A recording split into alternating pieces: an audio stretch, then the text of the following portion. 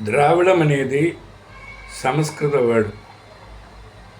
అంటే ద్రావిడం అంటే తమిళనాడు, కేరళ, కర్ణాటక, ఆంధ్ర. ఆంధ్రలో తెలంగాణ ఇప్పుడు కలిసి ఉంది. ఇవన్నీ కలిపితే ద్రావిడం. కానీ మెడ్రాస్లో, తమిళనాడులో చీఫ్ మినిస్టర్ స్టాలిన్ గారు ఏ పని చేసినా, ఏ పథకం తీసుకొచ్చినా ద్రావిడ మోడల్ అంటారు. దానికి మీరు ఒప్పుకుంటున్నారా?